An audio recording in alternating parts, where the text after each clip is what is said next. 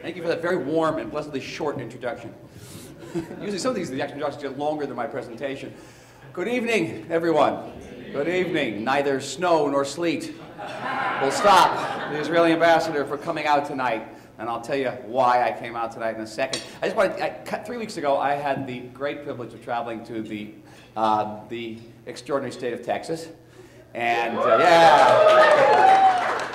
if I go out and say I visited the extraordinary state of Delaware and New Jersey, I don't get that same response. I don't know what that is. I always note that people from Texas are wearing little images of Texas on their shirts, and little pendants. Women wear the pendants of Texas. I mean, do people wear the pendant of Connecticut in Connecticut? It's nothing like Texas. So I'm especially delighted to be here with Arthur Cullum and Kevin, thank you again, Richard Perez, and Ramiro, again, seeing you again here tonight.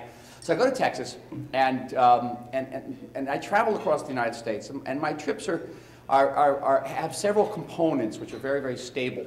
For example, I go to Fort Worth, Texas, to a certain plant owned by the Lockheed Martin Company, to visit, yeah, you like that? To visit an airplane, a fighter jet, the Joint Strategic Fighter, the F-35. Israel is a partner in that project, and we hope to transfer all of our Air Force over the course of the next quarter century to JSF, F-35 airplanes. Extraordinary visit. Went nearby to Elbit. It's an Israeli high-tech company that works with the U.S. military. And we saw many components, including the helmet. Every American combat pilot of fixed-wing or helicopter pilots wear an Israeli helmet. And it's an amazing helmet where you don't even need a dashboard anymore. Everything's on the front of your visor. You know, you look down through your feet, you don't see your feet, you see the ground. It's amazing. And a little bit from there, I went to the University of Texas and gave a talk to the student body. Went from there to meet your governor, Governor Perry, and then down to San Antonio. San Antonio to meet with Mayor Castro, Congressman Castro as well, and the Latino Chambers of Commerce there, where Ramiro was, and so many others. Eddie, who couldn't be with us tonight. Basically, in that one visit of Texas, encapsulates the U.S.-Israel relationship, which is unlike any other relationship which the United States has had in its post-World War II foreign policy. And I say that without reservation. It is the most multifaceted and deepest relationship which your country has with any other foreign country, and that country happens to be my country, the state of Israel. And why is it? Why this tiny country, the size of New Jersey, 7,000 miles away from this hotel, in a very turbulent and troubled region, why should that country have this type of relationship with the greatest nation on earth? What is that about? And to understand it, you have to go very far back. You have to go back much before the creation of Israel in 1948. You have to go back, in fact, about 400 years to the first Puritan presence in this country in New England, when that first buckled shoe stepped down on a certain rock on the Massachusetts shore. Well, the owner of that shoe was a Puritan pilgrim, the gentleman by the name of William Bradford. And he made an interesting proclamation. He said, "Come, let us proclaim the word of the Lord in Zion." Now, in his mind, the Massachusetts shore had become Zion. Very nice state, Massachusetts, too. Zion, okay. And how did that conflation take place? Because the Puritans had been a dissenting sect in England. They had suffered terribly at the hands of the official Church of England. And in an attempt to overcome their suffering, they looked back quite naturally into their Bible for a biblical model. They looked into the New Testament. They didn't find it. They looked further back into the books of what they called the Old Testament. And there they found something rather unusual. They found a God who spoke directly to his people in their own language. Look in the Bible. God, as we know, only speaks one language. It's Hebrew. And he speaks in the language, and he makes them a promise. He promises to restore them from exile, to restore them to their independence in the land of their forefathers, in their ancestral homeland. And the Puritans read the story, and they loved the story. They made it their story. They became the new Israel, the new Jews. England became the new Egypt. The Atlantic Ocean became the new Sinai. They crossed it, and they got to a new promised land. And they immediately imposed the map of the old promised land on the new promised land, which is why if you're from the northeast, sort of here northward, you'll find about 1,000 city and town names that are from the Bible. You have Jerichos and Zions and Bethels and Bethanys and Bethels, Bethlehems, and you have children of the Puritans start getting Hebrew names. They become David and Isaac and Rebecca and Sarah and Benjamin. And they make Hebrew a mandatory language at all of their colleges. James Madison was a Hebrew major at Princeton, and he failed. He had to spend an extra year at Princeton because he failed Hebrew. I know the feeling very well. So deeply ingrained was this biblical Hebrew narrative in the minds and hearts of founding fathers and mothers that at the time of the American Revolution, the conclusion of the Revolution in 1783, there was a debate over what was going to be the Great Seal of the newly independent United States. And there were some American leaders that thought it should be the American bald eagle. But other prominent Americans thought, no, the seal of the United States should show Moses leading the children of Israel out of bondage and into the promised land. And there was really a heated debate over what's going to be the seal. And America came this close to having Moses as its national symbol. Moses lost out to the follically challenged bird. But the designers of the Moses seal were none other than Thomas Jefferson and Benjamin Franklin. That's how deeply they had internalized the biblical Hebrew narrative. Now, for many of these descendants of those original Puritans and the founding fathers and mothers, the fact that they were the new Israel meant that they had a close affiliation with the old Israel, the Jews. The fact that they were the heirs to a new promised land meant that they had a close association with the old promised land, what we call the land of Israel. And they concluded that to be good Christians, to be good Americans, it was their divinely ordained duty to help those old Jews get back to their old promised land and restore their ancient kingdom. And this was a notion of restorationism. It was not at all a peripheral idea. It was very mainstream. You had John Adams, who was the second president of the United States, saying it was his fondest dream that 100,000 Jewish soldiers would march back into Judea, as they call it, and reclaim it as a Jewish kingdom. Abraham Lincoln, 1863, said once he had restored the unity of the United States, he would restore the Jews to their homeland in the land of Israel. World War I, Woodrow Wilson, who was the son and grandson of Presbyterian ministers, said it was his greatest honor to help the Jews get back to their Holy Land. And Wilson's support for what was then called Zionism, the movement to return the Jews to the Holy Land, was instrumental in persuading the British to promise what was then known as Palestine to the Jews as Jewish national home. It was known as the Balfour Declaration. That became the basis in 1947 of a partition resolution at the UN, creating a Jewish and an Arab state in Palestine, the Jewish state that would be called Israel. On May 14th, 1948, that state came into being, and there was a huge debate right down the road here at the White House over whether the United States should recognize that state.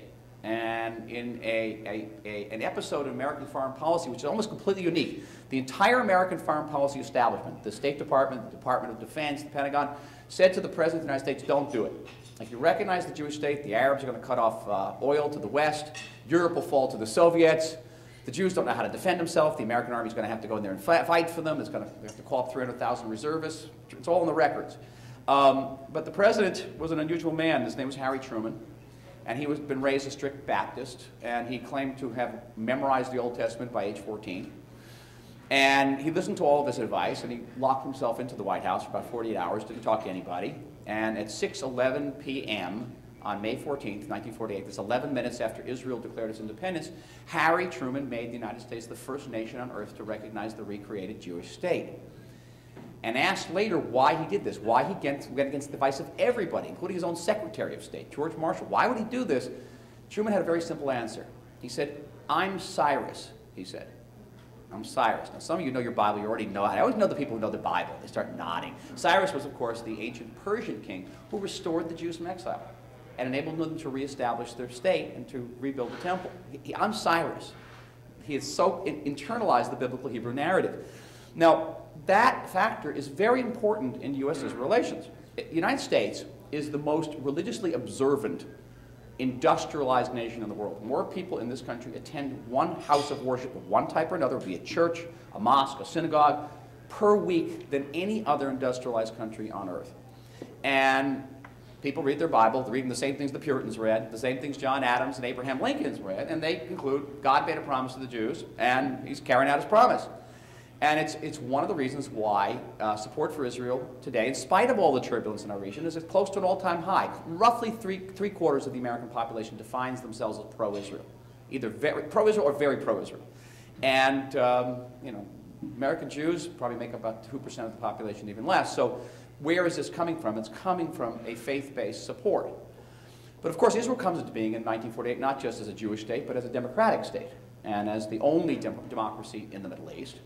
And Israeli and American democracies have a tremendous amount of communalities. We both have representative government. We both have rule of law. We have an independent judiciary. Nobody in Israel is above the law. Our Declaration of Independence closely mirrors the American Declaration of Independence. We guarantee the same rights. Even the language is very, very similar. We have one aspect. We guarantee equal rights for everyone, irrespective of race, creed, religion, or sex. It's one thing. It was an addition from 1948. And we are probably the world's, outside the United States, along the United States, one of the world leaders in areas like LGBT rights, women's rights. Now we have a higher percentage of women in our Knesset than the United States has in its Congress. And we have had women who have now head 3 of our major parties, women chief of the Supreme Court, women prime minister, women speaker of the Knesset, very much advanced in women's rights and minority rights.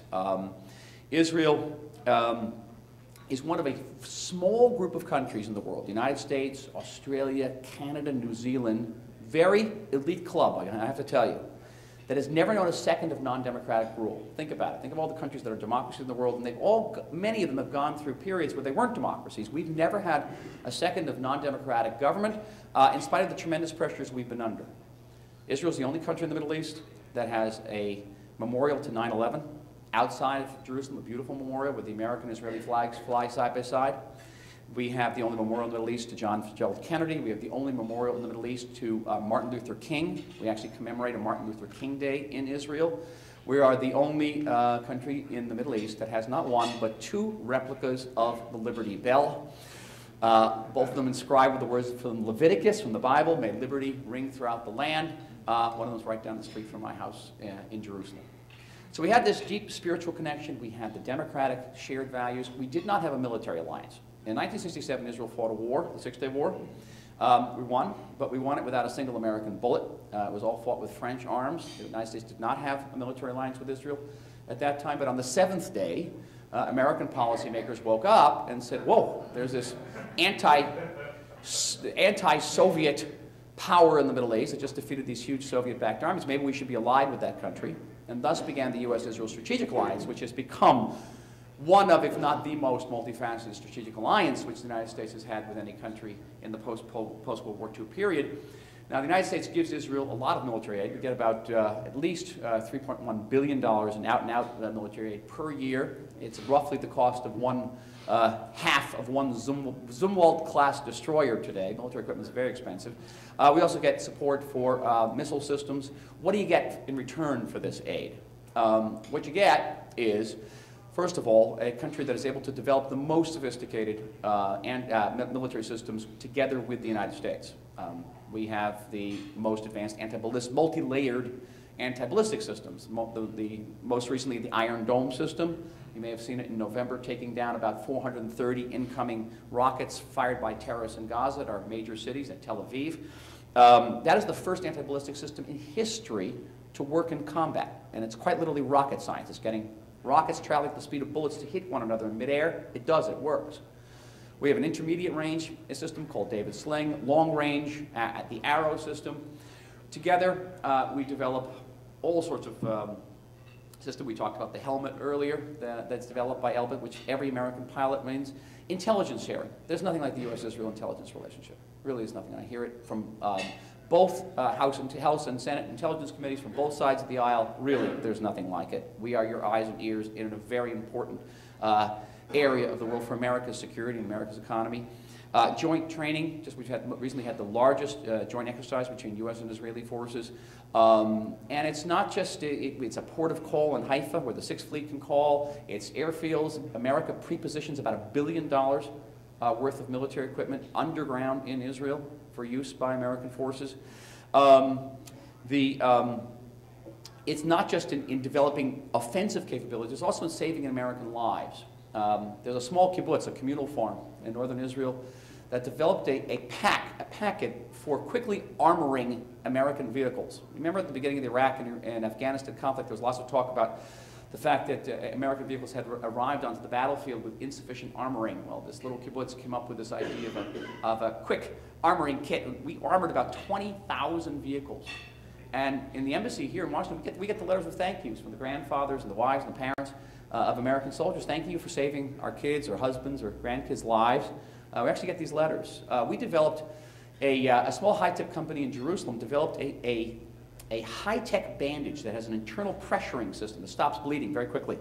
The SWAT team on the scene at that terrible shooting in Tucson, Arizona, where Congressman was shot. Remember, she was shot in the head. That SWAT team had one of those bandages on the head. It was able to stop the bleeding very, very fast and save her life. We've supplied about 1 million of those bandages to American forces in the Middle East. It's quite outstanding program. So you had the spiritual reads, your spiritual connections, the democratic shared values, the military alliance, and now in the last 15 years, you've had an entirely new area of U.S.-Israel cooperation that almost did not exist before, which is burgeoning so fast we can hardly keep up with it, and that's the commercial and financial relationship. Today, Israel is America's 20th largest customer in the world. We're the 12th largest export customer in the world. At a time when American businesses are outsourcing to Asia and Africa, Israeli companies are outsourcing to America. Tens of thousands of Americans are employed by Israeli companies in this country, some of them in Virginia and Maryland, not far from here. The largest generic pharmaceutical company in the world is Teva. It's an Israeli company. Teva means nature. About 1 of every 5 pills, which I hope you're not taking, is a Teva company, is a Teva pill, and they have people are employed I'm paying the first Israeli ambassador to go to Puerto Rico. Puerto Rico, of course, is in my jurisdiction. Puerto Rico, thousands of people in Puerto Rico are employed by Teva, as it turns out. It's very interesting. Israel is a high-tech giant. We have gone through a profound high-tech development. Every American high-tech organization, company has its R&D center in Israel today, from Motorola to Intel, which has 2 R&D centers, Yahoo, Google. Apple just opened its first overseas R&D center in Israel. Silicon Valley and Israel are viewed as sort of one body. Israel is the 3rd most represented country on the NASDAQ exchange after China and the United States. And we're like 8 million people, and we're in the same league with China and the United States in terms of high tech. We have the most per capita number of startup companies, but even in real numbers, we're only right behind the United States. We have more startups than all of Europe put together, about 5,000 companies in Israel. And Israel is in basically all of your lives all the time. And I mean this not in an offensive way in your computers. If you type in, San Anton in your Google browser and it comes out San Antonio, the intuitive browser, that's an Israeli invention. The USB flash drive is an Israeli invention. The swallowable camera pill is an Israeli invention. Just last week, this week at the APAC conference, we exhibited an invention called Restart. It's a robotic exoskeleton that allows paraplegics to stand up and walk and climb stairs. People who have never stood out of a wheelchair before can now get up and walk, and because of this Israeli invention, you got to watch it. Go on YouTube. It's extraordinary. Look up Rewalk. It's amazing. All this is going on, and we are a world leader in areas such as water reclamation. But we reclaim about 83% of our water. Second after us is Spain with 19%. And all of that becomes very important for an area like San Antonio. And all of these areas are very important for San Antonio, both the military cooperation, the high-tech innovation, and water and environmental protection are part of what our relationship is about. It's a very important part of our relationship. I know that Mayor Castro has recently signed agreements both with the Tel Aviv and Jerusalem municipalities for cooperation on biomed, in renewable energy, of course, social and education exchanges. But a particularly interesting contract was signed by the mayor with a company called En Netafim, a drip irrigation company and water reclamation company in Eilat, which is going to help, I hope, address some of the challenges you face. We face common challenges in water and desalination and reclamation, and help address some of the drought issues that are in your state. And of course, the military cooperation is huge, and other areas of trade.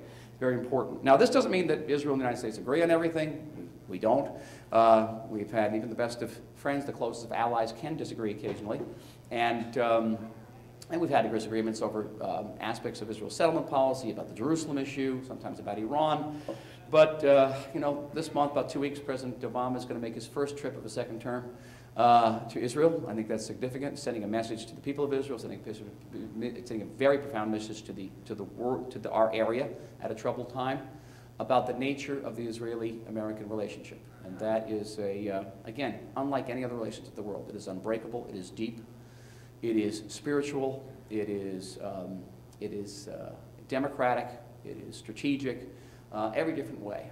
If you look around our region, and even though I'm from Jerusalem, I'm not much of a prophet, I must tell you. Though I'm from Jerusalem, I can't tell you what's going to happen in the Middle East in the next 2 months or 2 weeks, or even the next 2 hours. We could walk out of here and find out that some, you know, volcanic seismic event has occurred that we didn't anticipate.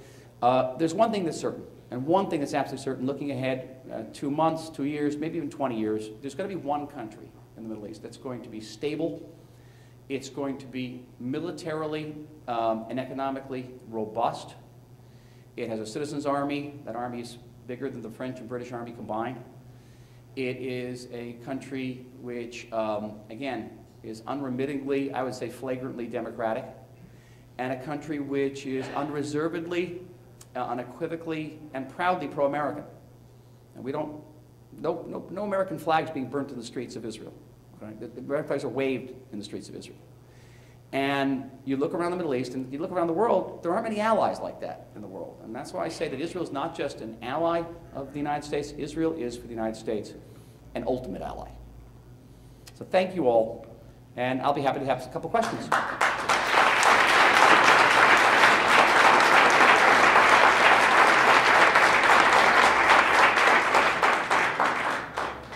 Any question?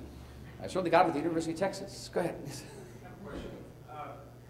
Prime Minister Netanyahu was very articulate in establishing the red line in regards to Iran. I don't think we have been as much. What can you tell us about the administration? Do we have a red line? The U.S.? It's a very good question. Because we're heading that way. Right. Excellent question. Last September, Prime Minister Netanyahu appeared on the podium of the General Assembly, and many of you remember he drew a bomb and drew a red line across the bomb. And what did that show? It showed that that the Iranian nuclear program has many components. It has a weaponry component, it has a missile component, it has a fuse component. It has one component that we can see because it's monitored by the UN, and that's the uranium enrichment component. And we know at what point the Iranians will have a sufficient quantity of enriched material to make their first bomb. We actually know what point that is. And the Iranians know we know. And at that point, once they reach that level of sufficient quantity, which is otherwise known as sensitive quantity, they will take these other parts and go underground. They'll go into a place, a room maybe this size, in a country that's bigger than half of Europe, and won't be able to see it anymore. And they'll put together a bomb. So whether it's going to take them a year and a half or 2 years becomes irrelevant because we won't know when they put it together. But very similar to what happened in North Korea. And so we are looking at that red line. We see them now getting closer to it all the time. Also building at the same time the ability through more advanced centrifuges to decrease the time that they need to break out. So if they got, say, to this point to the red line, and they needed 2 months to get to this point to cross the red line, now they only need a couple of weeks because they have more advanced centrifuges spinning this stuff out. So we have been engaged now with a very close, I would say, intimate dialogue with the United States about this. Now, whether the Obama administration prefers to use red line, not red line, is not important to us. It's not about language. It's about concepts.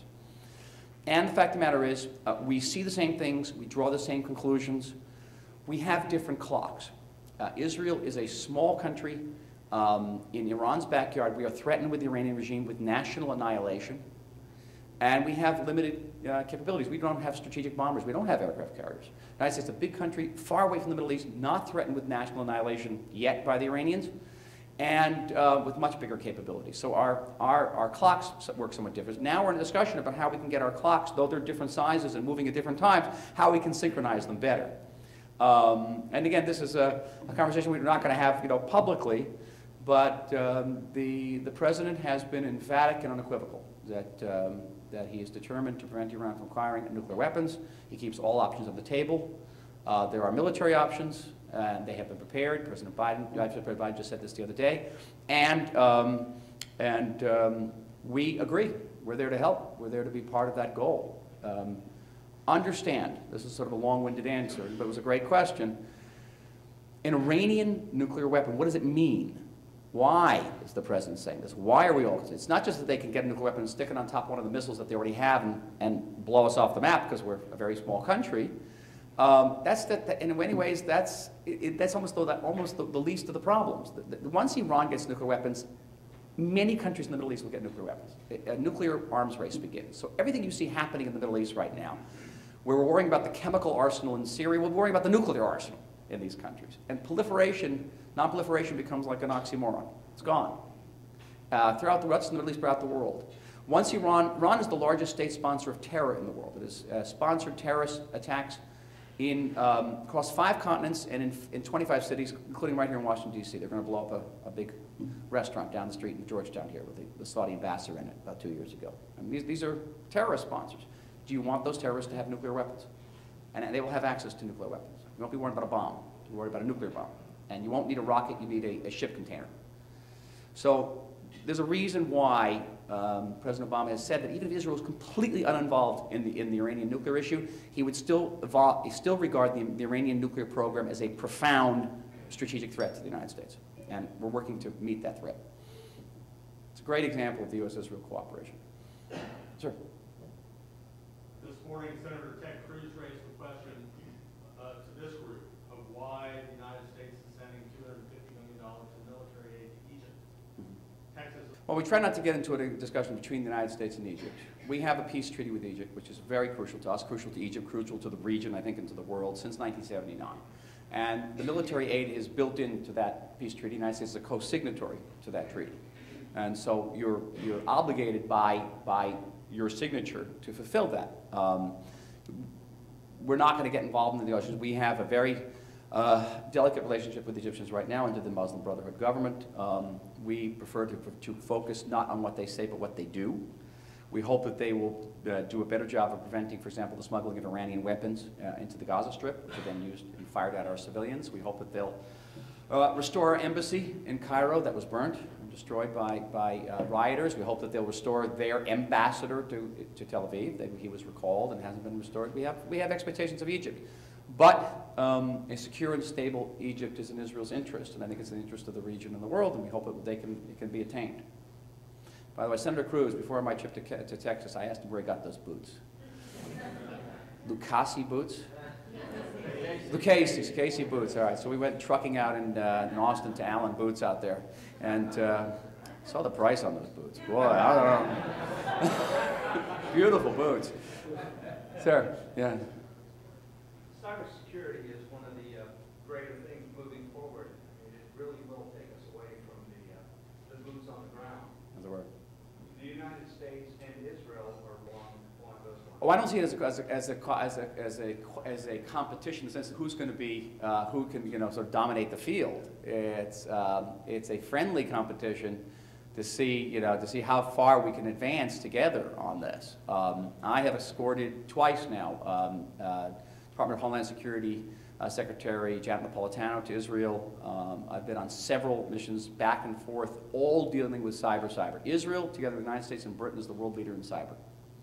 And we have been able to focus the responsibility of cyber into one office directly responsible to the Prime Minister. We have an advantage over many countries in that we do have a citizens' army. So Israel can identify very young people, junior high school, who have extraordinary aptitudes in computer fields and computer science.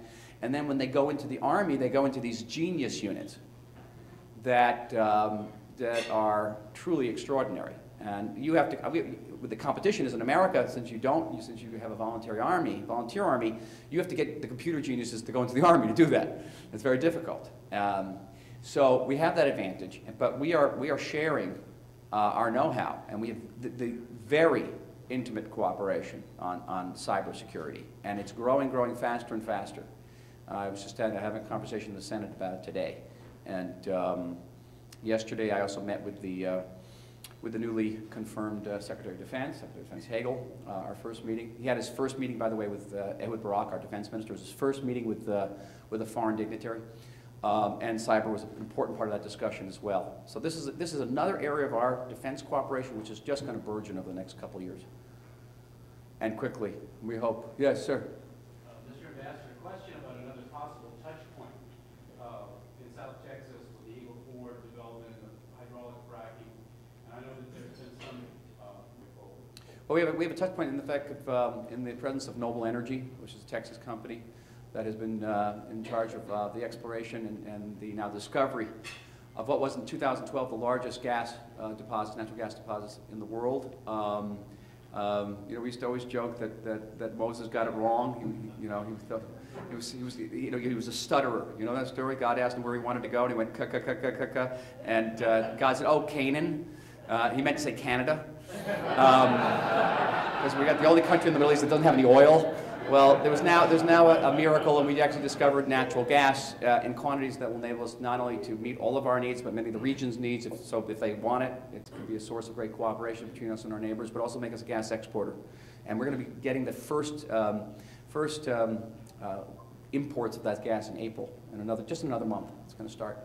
The gas is going to start flowing through the pipeline, and that is very much with the cooperation of Noble Energy, and we're very appreciative of their efforts. On fracking and shale oil, Israel is sitting atop the third largest deposit of shale oil anywhere in the world, and we're up there with Mongolia in terms of the boundaries of shale oil. Most of it is sitting under major cities, and our green movement has it caught up in the Supreme Court. There's an example of how our democracy works. And I don't know how that's going to play out in years to come. Whether the green movement, whether the Supreme Court can be persuaded that this is environmentally safe. We're at 8 million people. 62% of Israel's desert. So 8 million people are crammed into the top 38% of this country. It's one of the most densely populated countries in the world. So we don't have a big margin of error on environmental issues. So we'll see how it plays out. But I think in terms of our energy independence, we'll be secure and we'll be energy exporters in the future.